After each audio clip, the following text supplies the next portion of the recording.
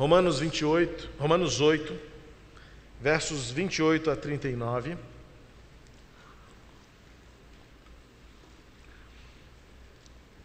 Esta semana foi uma semana sangrenta em nosso país. O estado de São Paulo vive uma catástrofe de violência urbana nunca vista na sua história. E nós temos visto nos jornais e lido nos jornais impressos ou da internet, todos os dias temos visto imagens e também recebido notícias de mortes, de assassinatos, violência, tragédias. Na semana que passou, entre tantas outras notícias que me deixaram chocado e perplexo, a que mais causou impacto na minha vida foi, talvez pela semelhança de história, de idade, de narrativa, foi a morte daquela menina de 11 anos em Uberlândia, cuja mãe, assaltada dentro de um supermercado, foi levada pelo bandido para o carro e a filha aguardava no carro. Quando ela se aproximou, ela pediu que a filha saísse do carro e o bandido não ficou satisfeito com aquilo e a alvejou nas costas, acertando o seu coraçãozinho. A menina veio a falecer no hospital. E na entrevista, visivelmente em estado de choque, aquela mãe dizia: ninguém sabe a dor que eu estou sentindo pelo vazio que está aqui dentro. E ela disse: por que ele não fez isso comigo? Era para ele ter feito isso comigo. A bala devia ser para mim. E a afirmação daquela mãe me fez refletir muito sobre essa realidade, e ainda mais depois de ter meditado nesse texto ao longo dessa semana. Esta frase está ecoando em meu coração permanentemente, desde então, quando aquela mãe disse: ninguém sabe a dor que eu estou sentindo. Meus queridos, dor e sofrimento é uma realidade que não escolhe gênero, status social, qualidade de vida, nível de escolaridade, situação econômica ou social. E agora estamos percebendo que cada vez mais não escolhe lugar geográfico.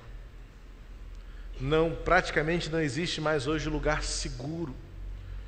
Estão em extinções aqueles lugares que ali se vive bem, dorme-se de janela aberta. E na verdade, se nós pudéssemos abrir aqui um espaço para cada um de nós falarmos, todos nós diríamos algo semelhante a esta mãe chorosa: ninguém sabe a dor que eu estou vivendo. De fato, cada um de nós tem a sua dor, cada um de nós tem a sua limitação, cada um de nós tem o seu sofrimento. O grande dilema da nossa existência humana, no que se refere a dor e sofrimento, é a nossa necessidade de desenvolvermos uma habilidade para lidarmos com isso. E acredite, por mais que a ciência tenha dito, esteja confirmando a cada dia que a fé é um elemento muito positivo no enfrentamento da dor, e eu concordo com isso, a fé, de fato, é preciosíssima para atravessarmos o vale sombrio do perigo, da morte, da dor, do sofrimento. Se não soubermos e se não conhecermos bem os preceitos e os fundamentos de uma fé cristã genuína, corremos o risco de enfrentarmos e lidarmos com a dor de maneira equivocada. Existem duas possibilidades mais conhecidas de se lidar com a dor. São realidades extremas, e eu diria que seriam dois perigos ao lidarmos com a dor na nossa existência humana. Existe o perigo de exaltar a dor, que significa colocar a dor num patamar acima de que lhe é devido. É difícil talvez para alguns entenderem essa afirmação de exaltar a dor, mas você logo vai compreender.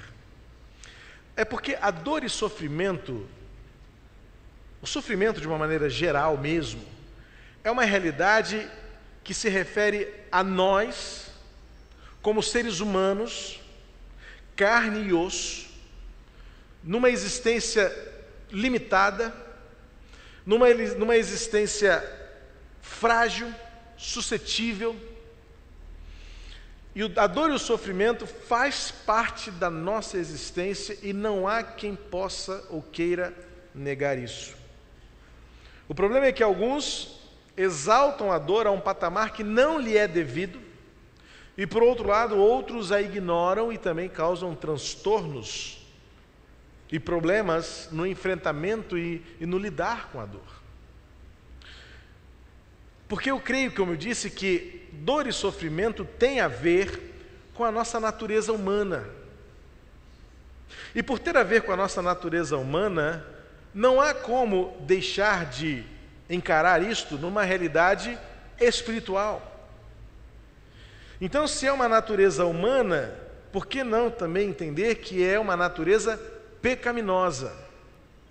Mas eu não estou dizendo com isso que sofrimento e pecado tenham uma ligação intrínseca, porque isso poderia causar também algumas confusões e alguns problemas no lidar com a dor.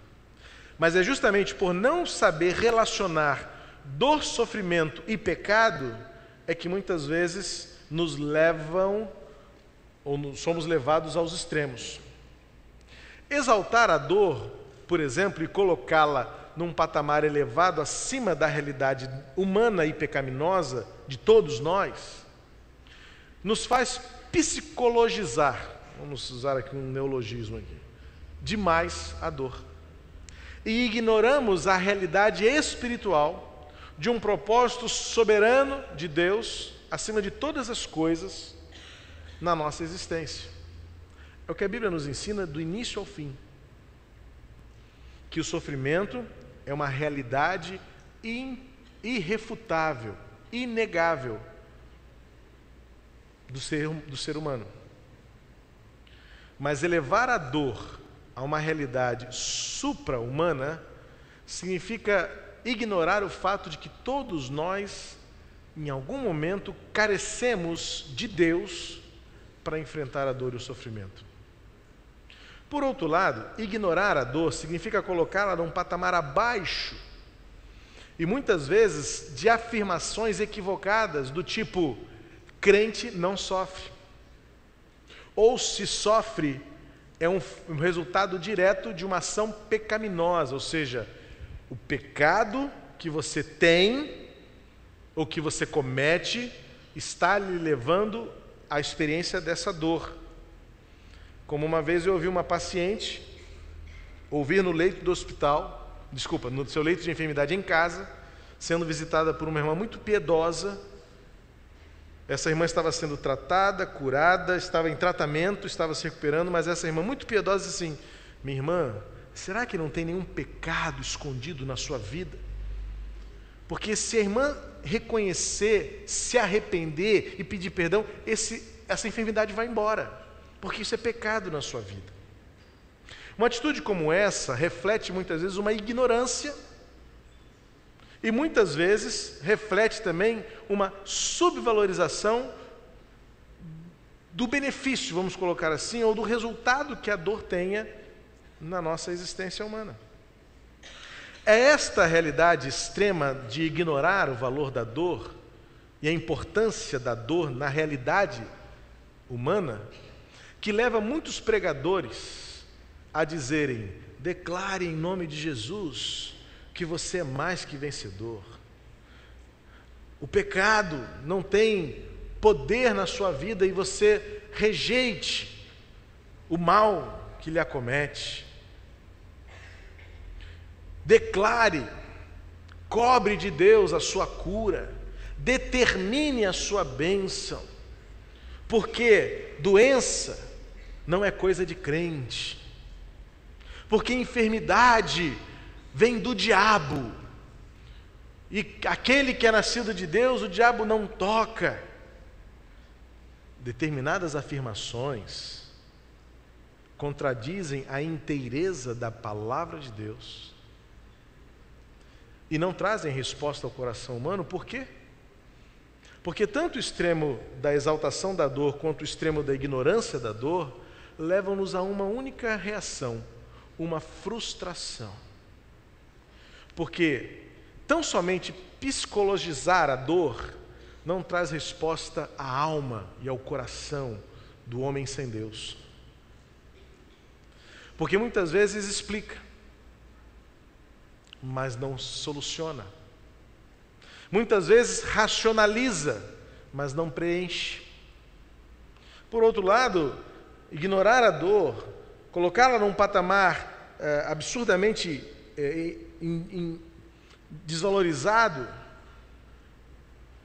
e principalmente nesse discurso de que crente não sofre, causa a frustração de impor-nos uma culpa, um peso, um fardo, e a frustração de achar que nunca conseguiremos alcançar o alvo, que é Cristo. Quantos crentes nutrem no seu coração esta constante satisfação? Eu nunca vou ser, nunca vou conseguir, nunca vou chegar. Como sofro, quanta dor. Só que justamente esquecem-se que o apóstolo Paulo, nos seus escritos, e o próprio Senhor Jesus ensina nos evangelhos, que a maior identificação que temos com o Filho de Deus é a dor, é o sofrimento. E o apóstolo Paulo, no capítulo 8, nos ensina que a dor faz parte de todo o processo, até que conheçamos plenamente a glória de Deus. Esse capítulo 8, ele é muito rico. E ele faz parte de um todo. E é importante entender esse contexto maior, para nós aprendermos a lidar com a dor e o sofrimento da nossa existência humana. Eu já tenho alertado você para que você tome muito cuidado quando ler a Bíblia com os numerozinhos e principalmente também com os títulos que o editor da sua Bíblia colocou ali entre um trecho e outro. Isso muitas vezes atrapalha, mais atrapalha do que ajuda. Muitos acham que estão entendendo a ler a Bíblia quando leem baseado nos versículos e baseado nos títulos dos capítulos, dos trechos, quando na verdade isso atrapalha bastante. Porque, por exemplo, dos versículos 28 ao 39, Paulo está concluindo um pensamento maior. Seu estilo literário é assim. Algumas vezes Paulo precisou de 3, 4 capítulos para desenvolver todo o seu pensamento. E no capítulo 8 não é diferente, quando ele tem um começo lá no iniciozinho do capítulo, como é que ele começa lá? Temos como certo que a nossa dor, o nosso sofrimento agora, não podem ser comparados à glória eterna que nos está revelada, lá no versículo 18.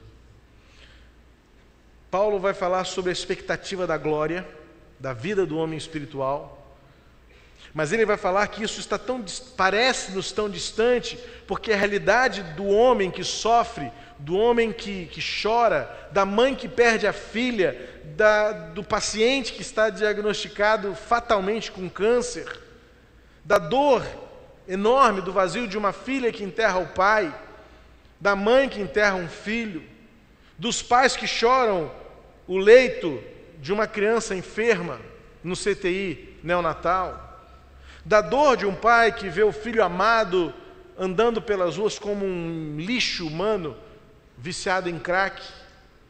Toda essa realidade nos coloca tão distantes da expectativa de uma glória que nos é anunciada e prometida, que você fala: será que isso é possível? Será que isso é realidade? Tão distante. É quando então Paulo vai desenvolver o capítulo 8 inteiro e vai preparar o caminho, o terreno do coração dos crentes em Roma, para dizer assim: olha, esta glória de fato não se compara, e por isso que nos parece tão distantes, por isso que temos que aprender a lidar com a dor e com o sofrimento, que quantas vezes nos paralisam. Lembro-me que há muitos anos atrás, íamos sair em família, e o meu cunhado ia entrar no banco de trás, logo atrás de mim no carro. E estávamos todos aguardando para entrar no carro, de repente eu só ouço um batido de porta e um grito. O meu cunhado tinha feito a façanha de prender a mão na porta do carro, mas de uma maneira muito curiosa. Hoje a gente pode rir, né? Na época a gente ficou muito, muito pesaroso por ele. Ele, com a janela aberta, ele colocou a mão por cima da porta e puxou-a. E foram os 4 dedos. E no que ele bateu a porta, eu estava na frente, eu era o motorista, e eu só ouvi dizer, ai, prendi meu dedo está preso. Quando eu olhei assim por trás, eu me virei rapidamente para tentar entender o que tinha acontecido. Eu vejo os 4 dedos dele presos na porta e a mão dele na maçaneta. E eu disse, Jean, abre a porta. Aí ele abriu a porta e ele soltou o dedo. Mas isso é a coisa mais natural quando nós estamos também doendo. Estamos com a mão na maçaneta, mas a dor nos paralisa e nos tira todo tipo de reação. É aí então quando somos levados pelos instintos, quando somos levados pelas reações descontroladas. A dor causa isso conosco. O sofrimento faz isso em nós. É por isso que precisamos nos preparar para enfrentar o dia da adversidade. A dor, pois ela faz parte da nossa caminhada. O crente em Jesus Cristo entende que a dor tem o seu lugar, a dor tem o seu papel, a dor faz parte da nossa humanidade. Muitas vezes não haverá raciocínio que a explique, como também não haverá silêncio que a ignore. Precisamos então, de uma maneira espiritual e equilibrada, trazer a dor para o contexto da sua funcionalidade e do poder que Deus tem de transformar todas as coisas na glória dele em nós. É por isso então que no versículos 28 em diante, Paulo vai concluir o seu pensamento, e é desta conclusão que eu quero extrair alguns princípios fundamentais para que nós enfrentemos a dor, que muitas vezes diremos como esta mãe essa semana, ninguém sabe a dor que eu estou sentindo. Pelo diagnóstico, ninguém sabe a dor que eu estou sentindo pelo luto, ninguém sabe a dor que eu estou sentindo pela carta demissória que recebi, ninguém sabe a dor que eu estou sentindo pela traição, ninguém sabe a dor que eu sinto. Mas eu posso dizer a você uma grande verdade: há alguém que sabe. Deus sabe. E o grande problema é que nós ficamos encalacrados na busca de respostas que nós não teremos. E muitas vezes também encalacrados por promessas que nos fizeram e que não saíram da boca de Deus. Promessas de cura que não foram dadas por Deus. Promessas de soluções que não foram dadas por Deus. Perguntamos muitas vezes, por que, Senhor? Não teremos essa resposta. Para que, Senhor? Algumas vezes teremos essas respostas. Porque a dor tem a sua funcionalidade, a dor tem o seu papel, e algumas vezes nós até entenderemos, olharemos para trás e veremos assim, agora eu entendo porque eu passei pelo que eu passei. Mas sabe uma pergunta que nos ajuda a lidar com a dor? De onde vem a dor? Pode ser que a dor tenha vindo de outros, e as pessoas nos causam dores. Nós nos machucamos, nós nos ofendemos. E quando percebemos então que, porventura, a dor que sentimos foi causada por alguém, resta-nos uma única saída: o perdão. Mas evidentemente há situações que o perdão é um milagre de Deus. Quando é que eu poderei ver ou esperar o milagre de uma mãe como esta, que está chorando a perda da sua filha, dizer que ela tem que perdoar o assassino? Ou quando isso vai acontecer? Sou eu que vou dizer isso a ela? Eu como terapeuta, conselheiro, pastor? Será que será mais maléfico ou benéfico pegá-la pelo peso e dizer, você tem que perdoar este homem?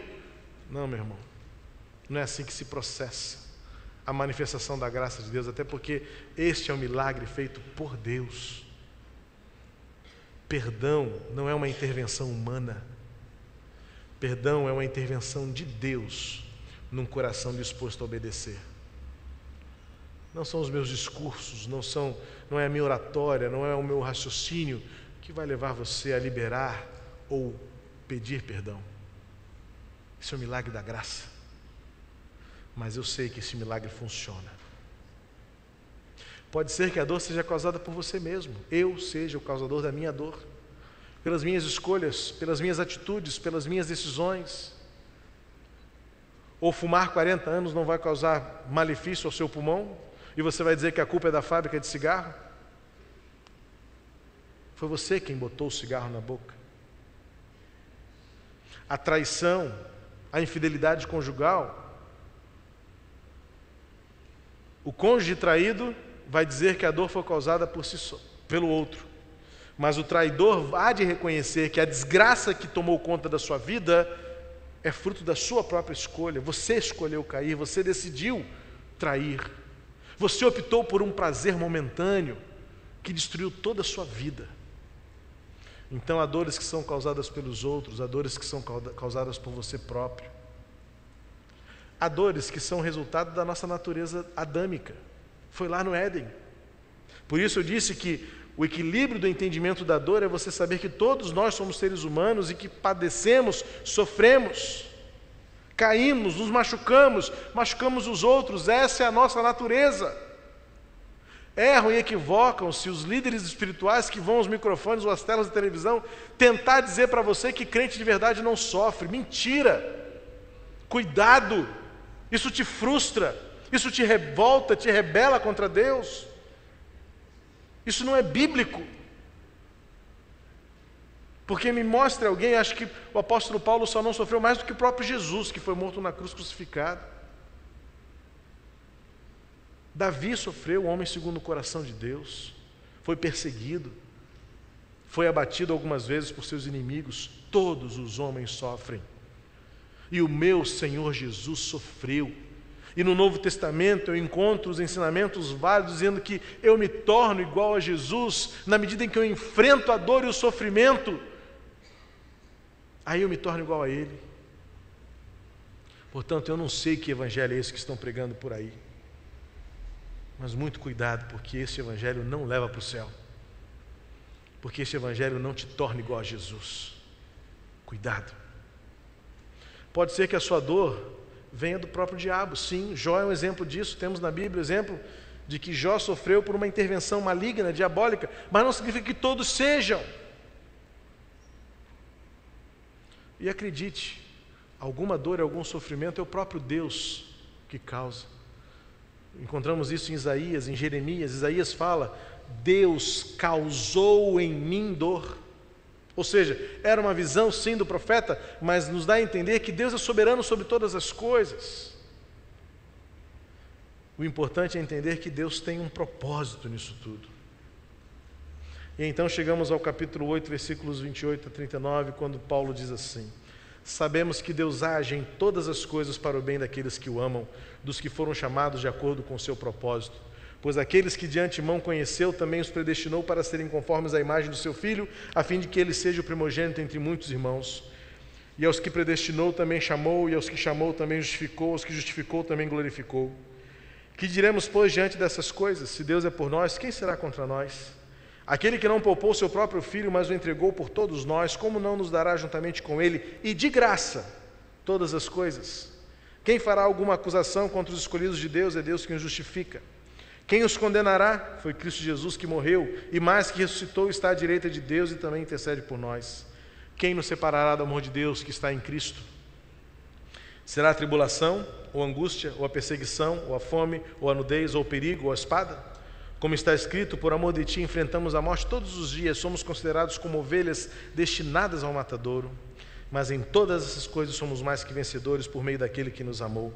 Pois estou convencido de que nem morte, nem vida, nem anjos, nem demônios, nem o presente, nem o futuro, nem quaisquer poderes, nem altura, nem profundidade, nem qualquer outra coisa na criação será capaz de nos separar do amor de Deus que está em Cristo Jesus, nosso Senhor.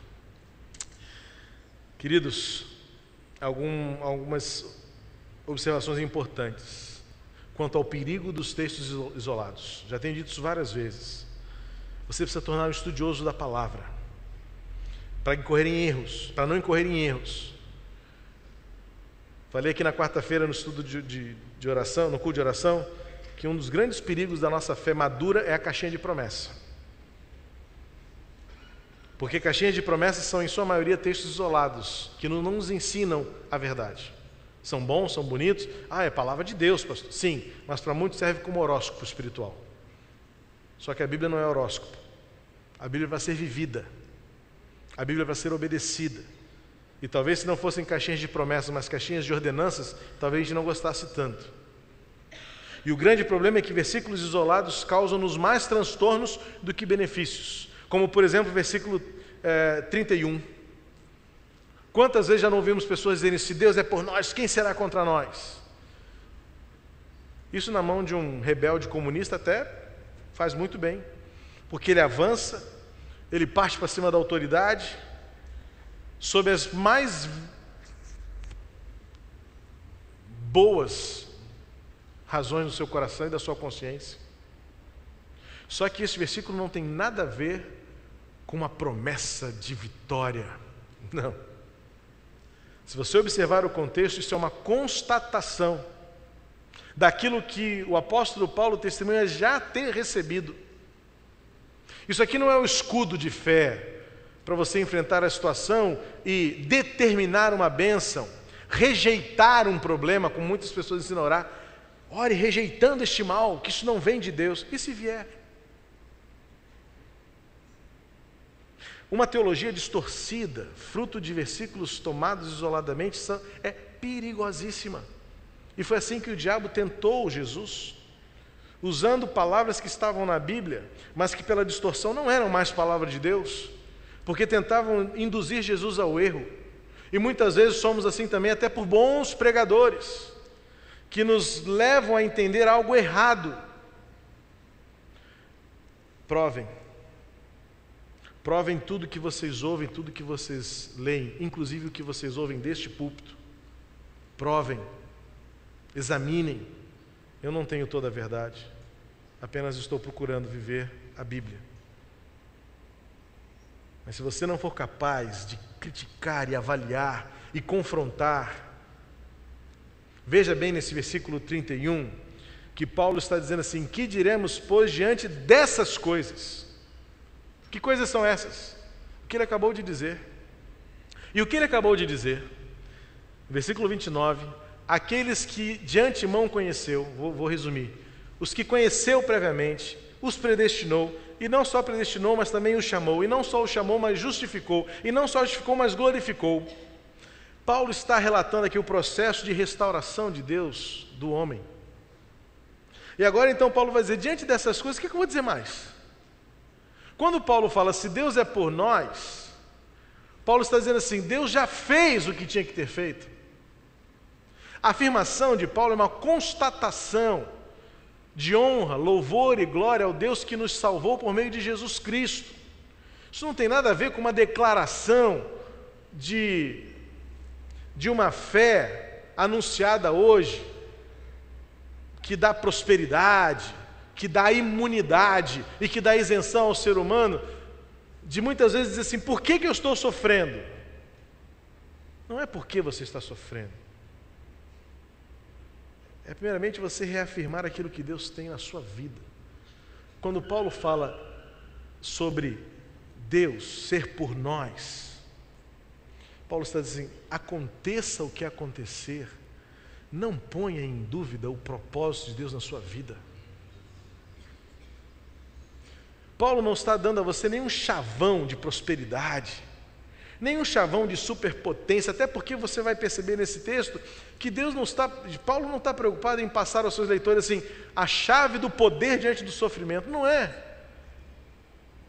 Eu até gosto de lembrar que quando os evangelhos falam de poder, o texto mais clássico para falar de que Deus nos deu poder foi para testemunhar, para dar testemunho. Atos 1:8. Recebereis poder que há sobrevir sobre vocês, e vocês serão minhas testemunhas. Então, não é poder para você se tornar invencível, não é poder para você se tornar intangível, não é poder para você se tornar imune, não. É poder para você dar glórias a Deus em qualquer circunstância. Vocês receberão poder para serem minhas testemunhas. E quando uma mãe diz, ninguém sabe a dor que eu estou sentindo, de fato ninguém vai saber, mas Deus sabe. E a dor que nós sentimos, por mais profunda que seja, não muda o plano que Deus escreveu para nós. É isso que Paulo está dizendo no versículo 31. Se Deus é por nós, quem será contra nós? Em outras palavras, não importam as circunstâncias, o que Deus tem para nós, guardado, não muda, por piores que sejam as circunstâncias. E ele justifica, sabe por quê? Porque ele já deu o seu próprio filho, como ele continua no versículo 32. Ele já entregou Jesus.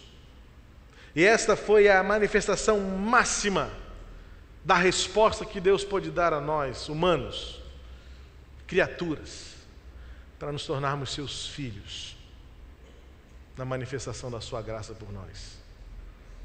E agora no versículo 33, ele vai começar a fazer 3 perguntas. A pergunta que a gente mais se lembra e sabe de cor, e a gente canta isso, é a pergunta do versículo 35. Quem nos separará do amor de Deus? Ok, é uma pergunta importante, mas a gente não pode ignorar as 2 primeiras porque fazem parte do contexto. Aliás, uma coisa que a gente pode aprender também da revelação bíblica. 3 vezes é porque o escritor está querendo dar ênfase a alguma coisa. Especialmente quando era no hebraico, o hebraico não tem o superlativo nosso, né? Importantíssimo, grandiosíssimo, santíssimo. Então, quando no hebraico quer dar o superlativo, fala-se 3 vezes. Importante, importante, importante que eu vou dizer para vocês. Grande, grande, grande é o Senhor. Esquisito, né? Parece... Mas era assim que o hebraico se manifestava. Por isso, os anjos cantaram diante do trono de Deus, Isaías 6, Santo, Santo, Santo é o Senhor. Há 3 perguntas aqui, é quase que uma norma homilética da pregação. E Paulo faz 3 perguntas, não é só a última, são as 3 que são importantes. No versículo 33 ele diz assim, quem fará acusação contra o escolhido de Deus? No versículo 34, quem os condenará? E o versículo 35, quem nos separará do amor de Cristo? Paulo estava querendo dar uma resposta àquelas pessoas, à luz do seu sofrimento e à luz das suas dores. Primeira pergunta, traz-nos a certeza de que as nossas dores não podem ser usadas por ninguém, muito menos por Satanás, para nos colocar nenhum tipo de culpa. Quem nos acusará? Lidar com a dor como cristão significa estar livre de qualquer culpa, porque Deus nos justifica. Sofremos porque faz parte da nossa humanidade, porque somos carne e osso, porque se prender o dedo na porta dói, porque se cortar o braço dói, se cair na rua dói, se perder um ente querido dói demais, porque o amanhã assusta, o desconhecido atemoriza. Isso é ser humano. O que não se pode é permitir que alguma coisa ou alguém nos acuse, ou tente diminuir ou supervalorizar a dor, achando que há alguma coisa a mais. Não. Deus já nos justificou. E a condenação? Veja bem que Paulo tem em vista assim, o contexto jurídico. Tudo começa com uma acusação. Você fez alguma coisa. Agora vamos julgar você. Vamos saber se isso que você fez lhe deve ou lhe dá alguma condenação. Aí ele passa para o versículo 34. Quem condenará? Não há condenação. Muitos não pensam, eu estou sofrendo porque eu estou pagando. Mentira!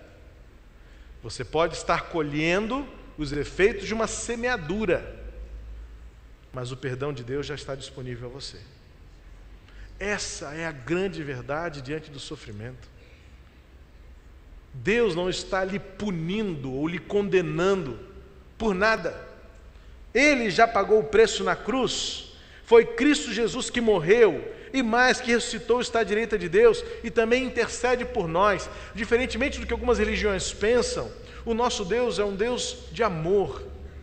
Veja bem que Jesus está ao lado, não como promotor de justiça, mas como um defensor dos oprimidos. A posição de Jesus no julgamento não é de acusar como a religião muitas vezes acusa, como alguns pastores acusam, como alguns líderes acusam, como o tradicionalismo muitas vezes acusa. Nós queremos encontrar justificativas para a nossa dor e para o nosso sofrimento, enquanto que Jesus está graciosamente ao lado do Pai dizendo: Senhor, Pai, dá mais uma chance a Ele. Ele está sofrendo porque Ele é gente, eu sei o que é isso. Pai, Ele está sofrendo porque Ele é um ser humano, e eu sei o que é isso. Eu estive lá, eu tive fome, eu tive sede, eu fui traído, puxaram meu tapete, me entregaram para os meus inimigos, eu fui crucificado, eu sei o que é morrer. Pai, isso dói muito. Pai, tem misericórdia deles. Pai, dá a eles a tua glória. É assim que eu vejo Jesus, o meu Jesus, ao lado do Pai Celeste, clamando por misericórdia, dizendo: Pai, eu já paguei todo o preço, dá a eles agora a tua glória. E por último, Paulo faz a pergunta: quem nos separará do amor de Deus? Não há acusação, não há condenação, muito menos não há dosimetria. Esse termo está tão conhecido no Brasil hoje, né? Depois de se acusar, depois de se condenar, agora vai dizer qual é a pena. 40 anos, como para o Marcos Valério? 11 para o outro? 13 para... Não. A pena aqui do pecado seria a separação do amor de Deus. O próprio apóstolo Paulo diz em Romanos 3:3, porque o salário do pecado é a morte. Então, de fato, o pecado nos levaria à morte, mas Jesus morreu pelos nossos pecados. E quando cremos em Jesus, o perdão nos é dado e agora não há mais separação, não há mais punição, não há mais pena a ser cumprida. E é o que Paulo diz, então: nada nos separará do amor de Deus que está em Cristo Jesus. E ele até cita algumas coisas: será tribulação, angústia, perseguição, fome, nudez, perigo ou espada? Veja que Paulo está trazendo para a sua experiência, Paulo está trazendo para o seu contexto. Se pudéssemos reler isso hoje, diríamos assim: é a violência que vai nos tirar? É a morte de uma menina de 11 anos? É uma enfermidade de câncer? É uma AIDS? É uma avalanche de drogas na nossa cidade que vai nos separar do amor de Deus? Não. Não. Aí então, quando Paulo diz no versículo 37, em todas essas coisas somos mais que vencedores por meio daquele que nos amou. Olha o perigo de mais um versículo isolado. O versículo isolado, muitas vezes usado como um chavão de prosperidade, de um evangelho que eu desconheço, mas no seu contexto específico, na intenção de Paulo era dizer: mas em todas estas coisas são tribulação, angústia, perseguição, fome, nudez, perigo, somos entregues à morte todos os dias. Ou seja, seja quais forem as circunstâncias, somos vencedores. Por quê? Porque temos poder? Chegamos então à maior de todas as respostas. Deus não nos deu poder para vencer a dor. Deus não nos deu poder para tornarmos-nos super crentes. Deus não nos deu poder para encontrarmos a cura para as nossas doenças. Deus não nos deu poder para com as nossas próprias mãos enfrentarmos os inimigos e vencermos. Não. Deus não nos deu poder para isso. Deus nos deu amor para enfrentarmos isso tudo. É a resposta de Deus ao sofrimento. Inevitável, irrefutável, inviolável. Todos nós sofremos. Mas Deus diz: eu amo vocês. Eu vou cuidar de vocês.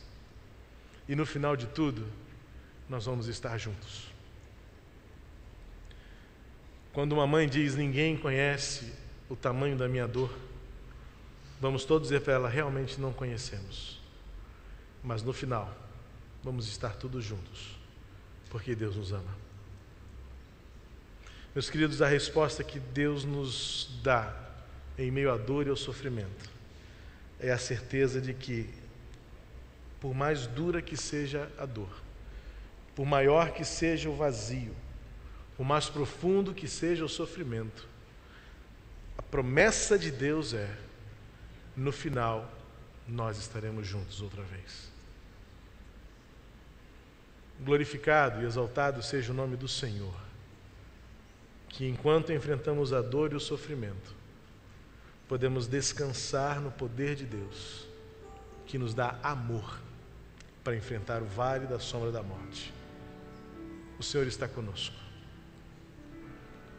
Talvez a sua dor seja profunda, seja dura, talvez o vazio grande, mas você não é melhor nem pior pelo que você está vivendo. É apenas uma oportunidade de mais uma vez experimentar o amor de Deus, porque nada nos separa deste amor. Não há culpa, não há condenação, só amor. Amor de Deus por nós. Vamos ficar de pé e vamos louvar ao Senhor com este cântico, nesta oração final. A maior de todas as verdades e o verdadeiro poder de Deus para nos fazer vencer é disponibilizar o amor dele por nós. Deus é amor. E ainda que algumas perguntas fiquem sem respostas, nós vamos nos agarrar no amor de Deus, nós vamos nos prender ao amor de Deus, e é este amor que nos levará adiante, porque a maior de todas as promessas é esta: no final, todos estaremos juntos, e o Senhor nos acolherá na sua glória eterna no céu.